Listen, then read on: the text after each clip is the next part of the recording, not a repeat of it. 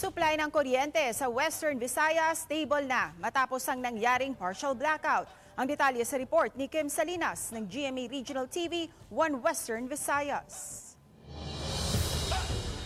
Balik na sa normal ang supply ng kuryente sa Panay at ilang bahagi ng Negros Occidental at Bacolod City. Ito ay matapos magkaroon ng partial blackout Biyernes na gabi hanggang Sabado ng madaling araw. Sa pinakahuling monitoring ng National Grid Corporation of the Philippines o NGCP, estable na ang supply ng kuryente sa buong Panay. Sa kabila nito, nagpapatuloy pa rin ayon sa NGCP ang pagbalanse sa generation supply upang maiwasan ang voltage failure. Sakaling may maranasang unscheduled shutdown sa alinmang planta, posible pa rin magpatupad ng manual load dropping. Hopefully kung hindi man may mga unscheduled naman nga mga shutdown sa planta, we're in good shape naman, stable naman ang aton nga grid.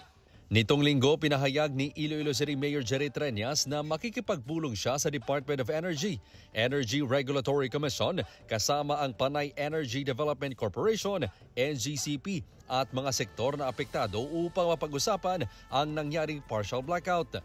Kahit na agad na naibalik ang kuryente, malaki pa rin ang epekto nito sa ilang power consumers. May bata kami nga gamay, mag-inot, tapos kung wala dahil electric fan, damo dang lamok.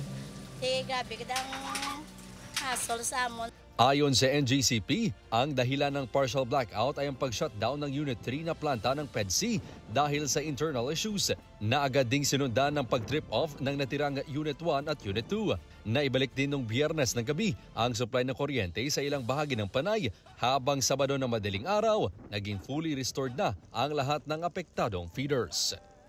Mula sa GMA Regional TV 1 Western Visayas, Kim Salinas, nagbabalita para sa GMA Integrated News.